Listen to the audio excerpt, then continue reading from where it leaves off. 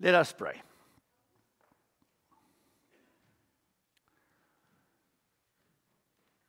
Oh Lord, we come to you this morning and we thank you that we may know your story.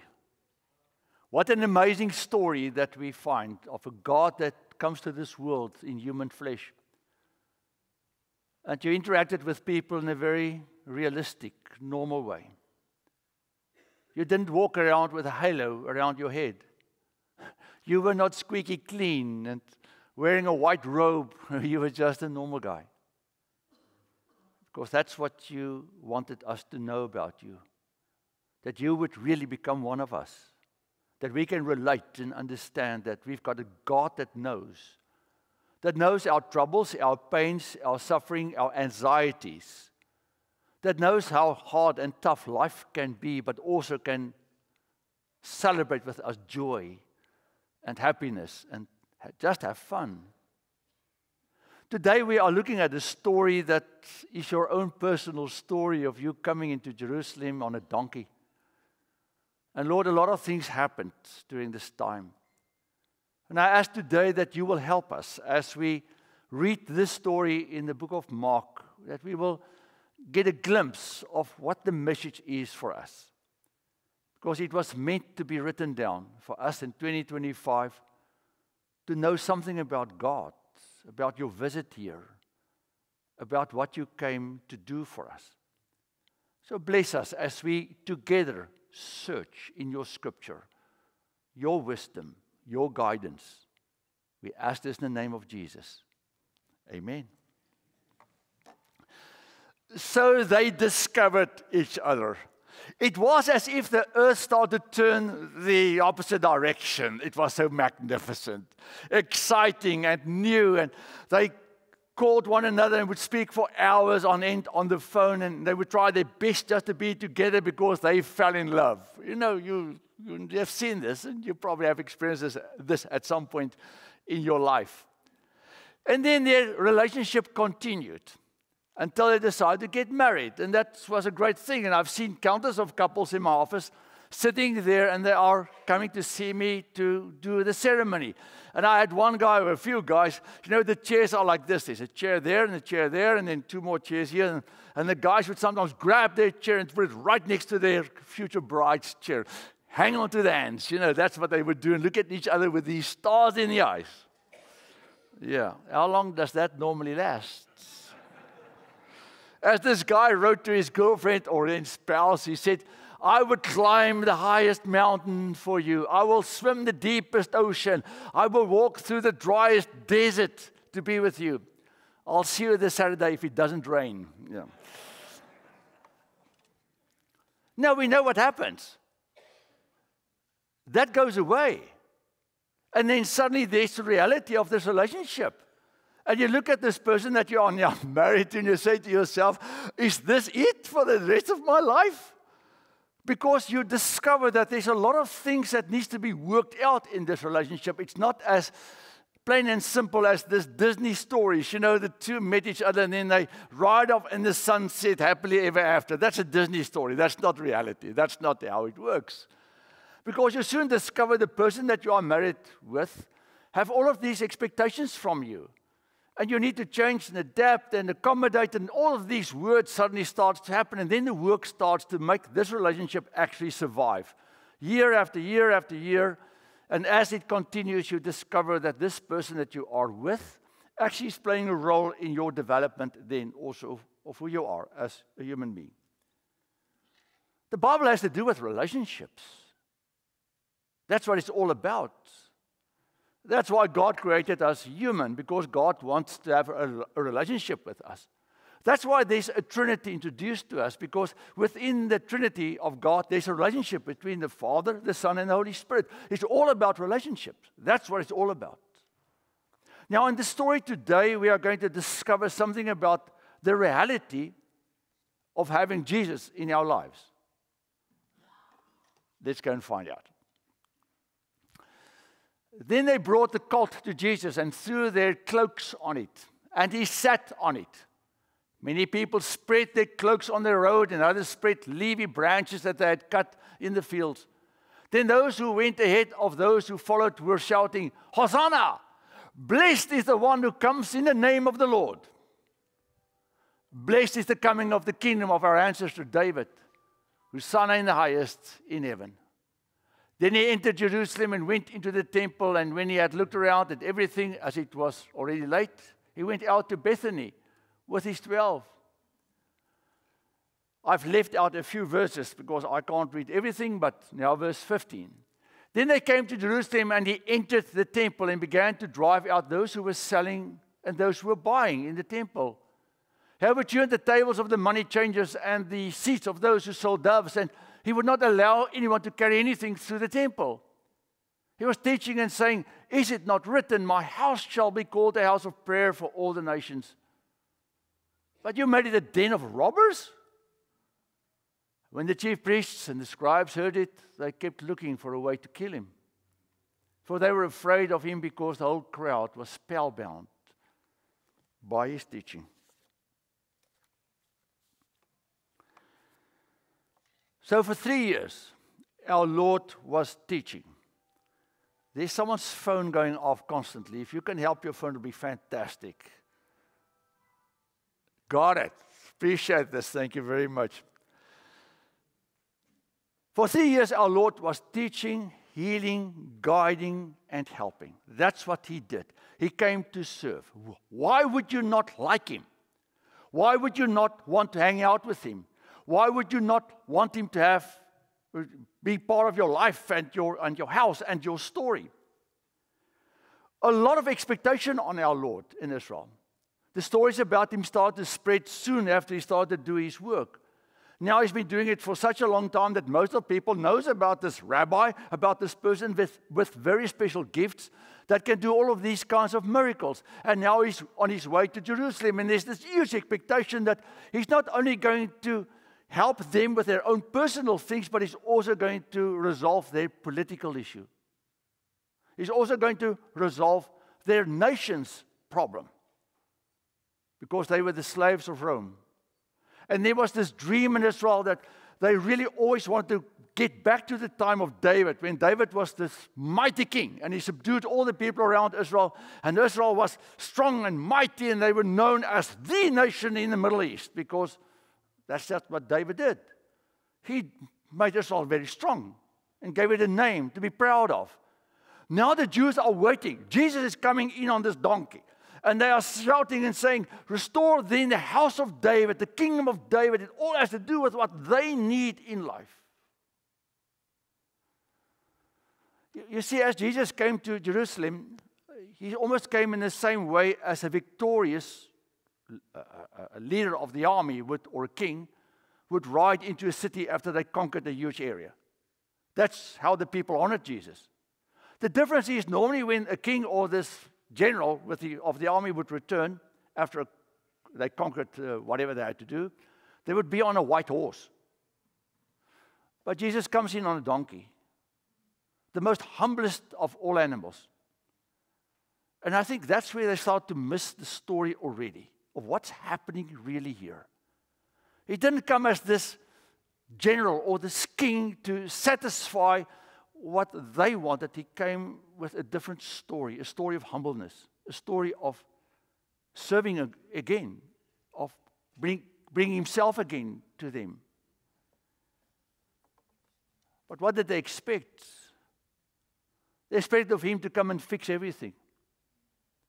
That's sadly the truth of a lot of people, that they want Jesus in their lives, and they want Jesus in their lives to fix things for them. I want Jesus in my life to restore the things that are important to me. I want Jesus in my life to help me with all the troubles that I'm facing every single day. I want Jesus to be the big fixer of what I have broken, or what is broken then around me. Oh, and by the way, I want Jesus in my life and actually in our country to be able to help us as a country to be what we would like our country to be. To politically also then restore our country to where we would like our country to be. So Jesus, come in and fix the personal stuff in my life, but also then come and fix the world around me. That's our expectation of him. But did you see that one sentence that I read? So he came into Jerusalem. Let me go back, otherwise you're going to read ahead. I don't want to do it. So he came into Jerusalem, and there was this huge expectation. You know, they had all the cloaks and the stuff and the palm branches and whatever. And you would expect him to have a rally, a huge political rally. I am here, I am now. Or have a huge meeting with the leaders and say, what are we going to do next? What does the scripture tell us? He came in and he looked around at everything. Silently. Quietly. The Bible doesn't tell us that he said a single word. It just says he came to look around at everything. Where did he go to when he came into Jerusalem? He went to the temple. He went to the temple. Now, this is the night before he cleaned out the temple.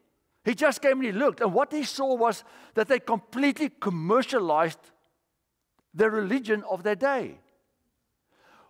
Let me tell you how it works. So God doesn't live in a building that we as humans make. The Bible tells us that clearly. God doesn't live in a tent, or he doesn't live in a building with bricks.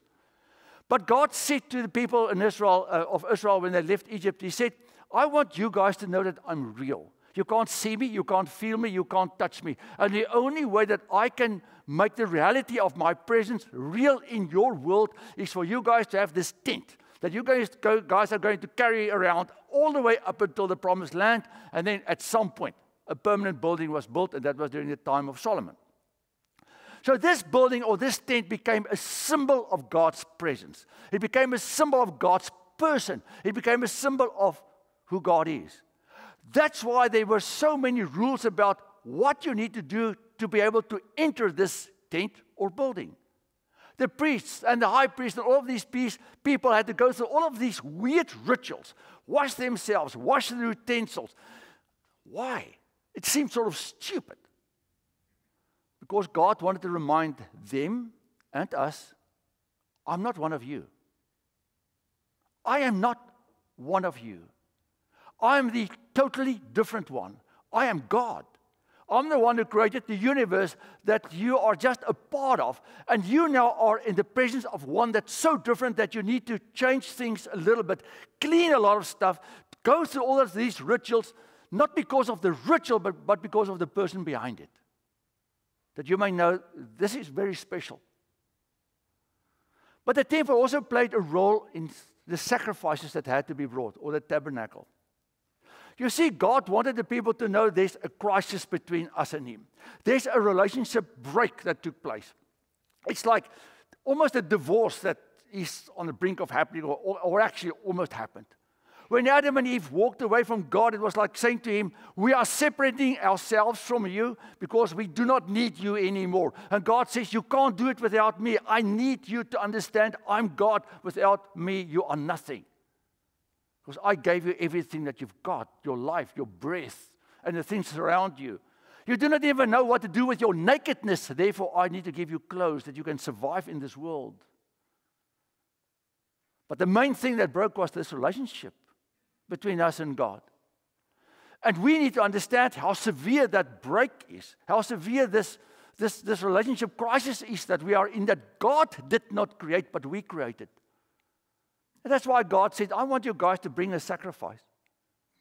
A lamb or a dove. A lot of doves were used because that's just what they did. Where an animal actually physically had to die to remind the people of the seriousness of this relationship break with God. Imagine now that you had to bring your cat or your dog or your, I don't know what you've got at home, your pet. And you had to come and kill it here at church. You go home after church today, you go back to lunch, and your pet is not there anymore. That cat that sat on your lap or your dog that barked so happily when it sees you, not there. I promise you, you and I will have a way different way of thinking about life and about sin and about God if we have to do these things. God meant for it to be somewhat painful because He wanted them to know how serious our crisis with God is. So bringing a sacrifice was a huge thing in a sense. It was a solemn, somber, painful thing. The dad had to leave his family, walk to Jerusalem, bring a sacrifice. It was a little lamb or it was a dove or whatever. The kids, the family all knew about the animal that's not going to return with the dad. And when the dad came back, he would say, that animal was now slaughtered or killed, to remind us that we were the ones that actually should die, but that animal now died in our place. So remember, kids, we can't ever relax about God in our lives because we are the ones that broke it. But God gave us a way back to Him through the sacrifice. What did Jesus see when He looked around? A marketplace beyond what you can imagine. Winter garden on a Saturday morning with all the tents. That's what you see. Or Winter Park. That's what you see. All of these tents there on the market square of the temple with big signs on it, doves for sale. You don't need to bring your dove. You can just buy a dove there. And, oh, by the way, if you come and you buy a dove, you can't use your own money. Those are sinful, bad money. You need to get some holy temple money. So you come and you give us $5 and we will give you $3 back because we need the $2 to bless the money that we're going to give you. And that's cost. That's very expensive. So that's what they did. Commercialized religion. I didn't think of saying this, but I'm going to say it now. I think you guys have seen this. You turn on your TV and they say, if you've got a crisis, call this number, we will pray for you, but then you need to send $20. Very calm down. Let's not go there. Let me drink water.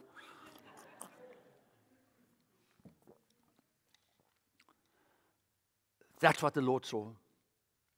How the leaders that actually were supposed to guide the people towards God led them away from God, towards their own pockets, towards their own benefit, towards what they thought would serve them the best. And in this whole whole process, they completely took away the seriousness of sin. Because now you just buy a dove, you give them your $5, they give you $3 back to buy the dove, and then maybe they had a BOGO, buy one and get one free. You want to have a dove? I can get it. Let's go. Give the dove to the priest, and you go and have a party. No reality about life, what life is really all about. To sit here today in this building is grace. It's grace of God and His patience. Because we do not deserve anything that we've got. That's what they took away. And then the Lord said, nobody will carry this stuff through the temple property. In the Old Testament, God said, keep this space holy. And what does the word holy mean? It means separate. It means aside. Different. That's the space that God said, just keep it aside so that when you come to this space, you realize, I now need to focus on God. It's why I'm here. The people wanted to get from this side of Jerusalem to that side of Jerusalem, so they just cut through the temple, and it became just a walkway. Jesus said, no. You are actually disrespecting what God wanted you to know about Himself. So what did Jesus come to do when He came to Jerusalem? He didn't come to have a big rally. He came to clean. He came to clean up His own house that other people made dirty. It's like you go on vacation and you allow people to live in your house and you come back and it's a total mess. And the Lord got mad. Mark doesn't really write about this, but in Matthew and Luke you'll find out that the Lord made Himself a whip. And He chased those people with a whip out of the temple. He threw over the tables of the money changers, the money flying all over, because He said, you made this a place that it should not be. This should be a place of God. He did not only stop what was going on, He also said to them what is wrong, because God will also tell us why He's doing what He's doing. Then He said, I'm restoring this to a house of prayer for all nations. Already He's pointing to the fact that God wants to restore His relationship with all people. So what does the word prayer mean? The word prayer means to talk. But who do you talk to? You talk to God. What is the most important thing in any relationship? Is to communicate. I can't have a relationship with someone that I'm not communicating with. So the Lord is constantly bringing this back to us to say, but God is there and I'm here, but it doesn't mean that I can't see. The fact that I can't see, feel, or touch Him doesn't mean that He's not real. I should not have a relationship with Him. It's all about relationships. He said this building, everything that you saw here had to do with restoring your way back to my Father. It starts with prayer. It starts with you walking with your dove in your hands and say, Lord, I'm a sinner. I'm a broken person. I'm standing here just because of grace and your patience and your love for us. And Lord, I do not want to give you this animal, but I need to do this now that I may realize how severe and wrongly I've treated you. And my family have treated you in the last week or year or 6 months or whatever. Well, they came not every day, but every now and then. It's a conversation between us and God. It's not just bring a dove, give it to the priest and having a party. It has to do with, why am I here? When I made my sermon, I asked myself the question, so when I attend a worship service, and I do sometimes have an opportunity to just attend, why am I there? Am I there only to listen to a sermon or to experience the great music or to connect with people that I've missed the last week? Or am I really there prayerfully talking to the God that I came to worship? That is what it's all about. That's why Jesus came to clean up. He came to clean up this mess that made God almost invisible behind all the rubbish that we so easily, and the word rubbish is actually in the Bible. So if you want to look for it, it's really in the Bible, it's in Ephesians.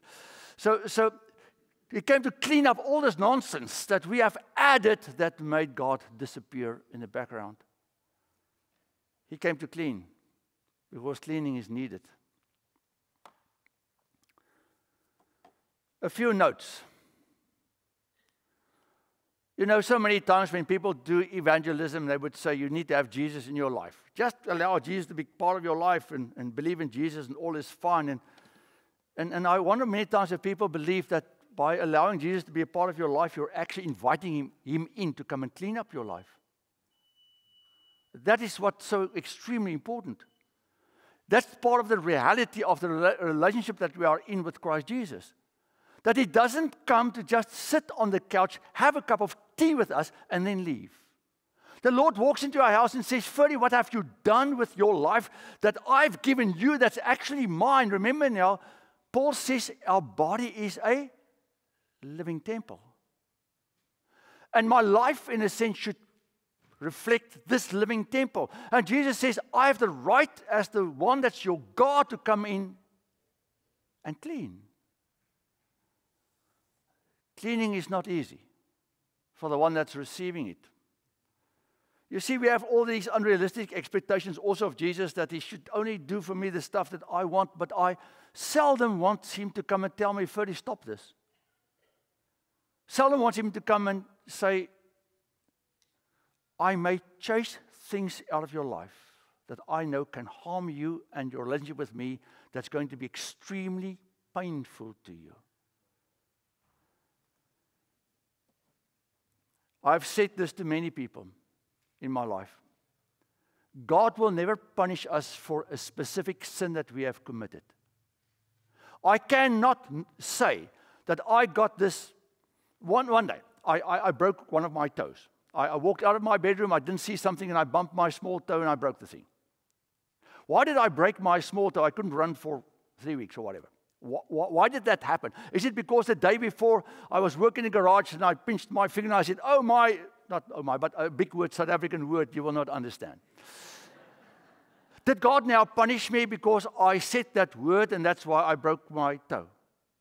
Did God punish me because I did not love Him enough the previous day, or I was a little bit, I don't know, add whatever word you want to use? No. If God would treat us in such a way, you and I will have the worst possible day tomorrow that you can imagine because we are not doing great for God today, I promise you. God doesn't work in this way.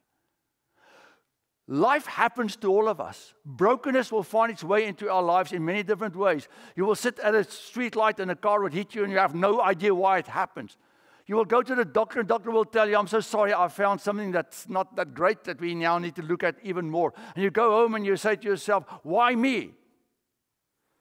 God says, it's just because of this world that you live in that's so broken, but my child, while you are going through this trial, maybe it's time to think about your life.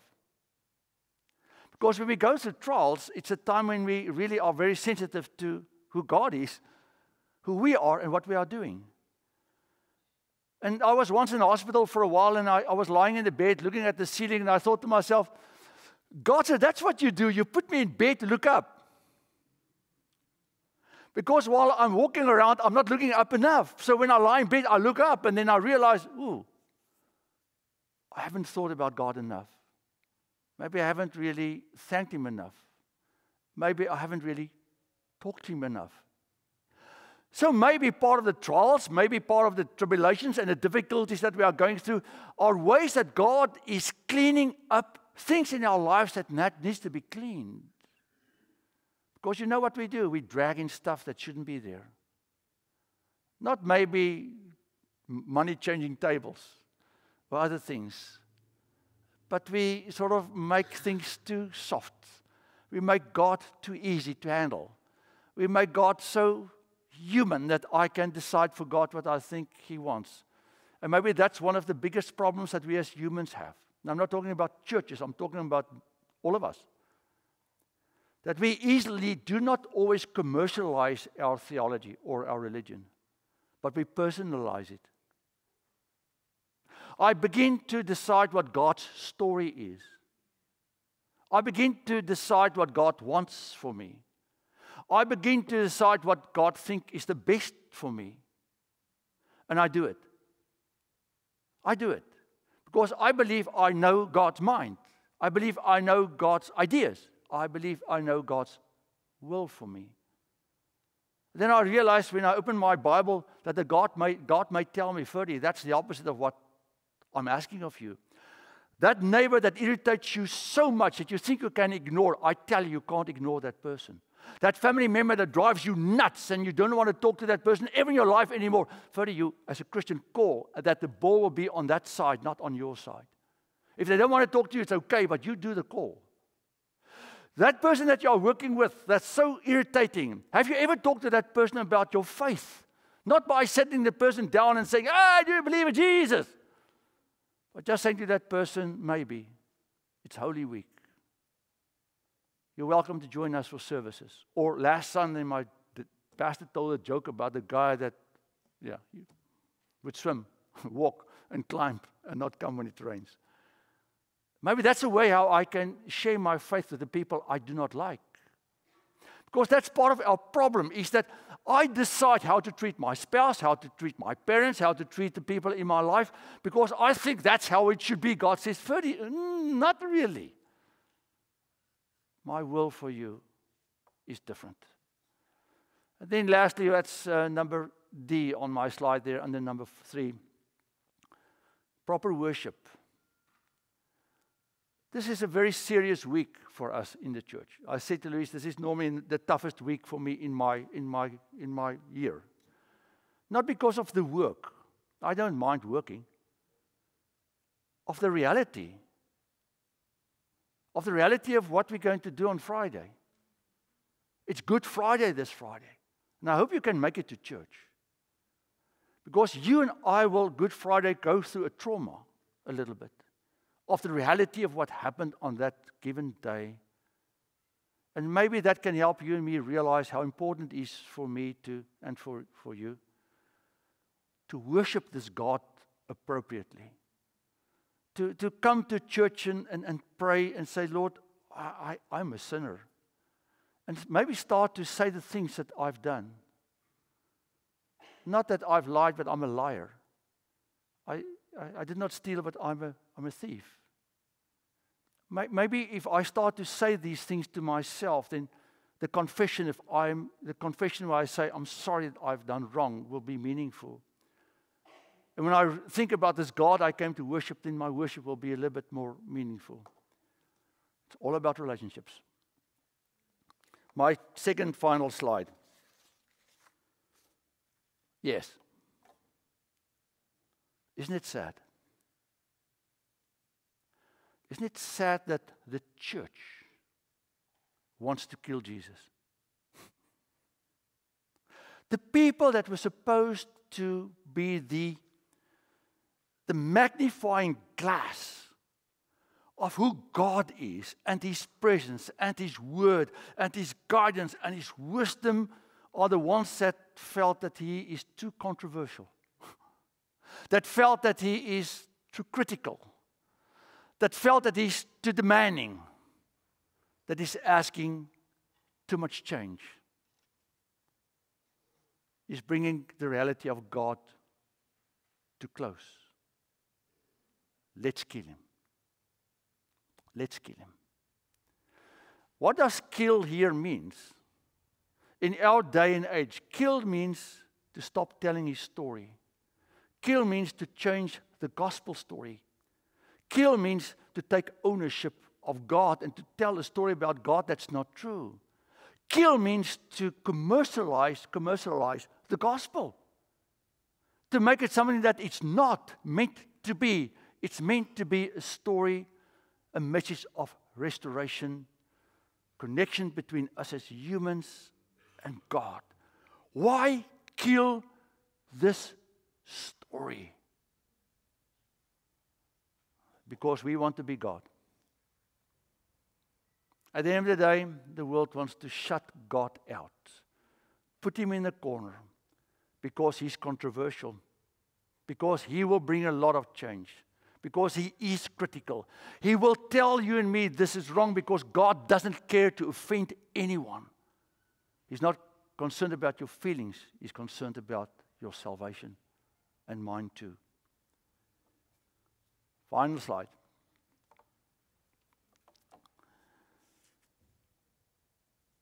So starting off with a relationship is fantastic. Then the reality comes. Now I've sat with countless of couples that then get stuck. They are close to separating. They are close to maybe getting a divorce or considering it. They are not doing that great because there are so many changes and so many things that they struggle with, that they try to get and to work through. Then I need to tell them how much hard work there is to make a relationship work and what the tools are that you need to use on a daily basis, physically on a daily basis, to make this relationship survive by doing, I'm not going to do counseling with you guys now. Eventually, that starts many times to help these two people see each other again and slowly but surely having the relationship that they've lost of just seeing the other person, talking to the other person, appreciating the other person, and slowly but surely restoration and healing starts to take place. Jesus is in my life. It's fantastic. And then my life starts to turn sideways. And I'm ready to separate from Him again. To walk away again. All of us sitting in this church knows people out there that were church-going people that are not in a church anymore because they got upset, disappointed, and mad at God. They separated and divorced the only holy living God because of a wrong expectation. They never wanted to allow Him to come and clean. They wanted Him to just come and fix. He said, I'm here about who God is and His kingdom, not about you.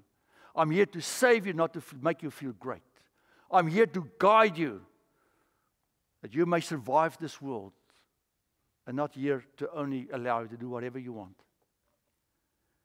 Maybe it's time for us to make a call to our friends. And I've got three friends now that were part of my church many years ago, but are not going to church anymore. I'm praying for them every day when I go running. They've got a tree on my route that I pray for them. Maybe it's time. I spoke to one guy when we were there in South Africa now in February, but I realized this weekend when I made the sermon, well, last week, I need to make a call again to two of my friends and say, what's wrong? Why did you tell me you're not going to church anymore? Why are you mad at God? Maybe that's our calling. Maybe that's what Holy Week is all about. The reality of having Jesus in your life doesn't mean everything is going to be moon and roses and smelling like butterflies. Well, we can't smell. Yeah, and butterflies and roses. Let me get this right. Smell like roses and butterflies and all of this. Someone in your house that starts to move your stuff around. And when you get mad, it tells you, you know what? It's never been your house. It's always been mine. Amen.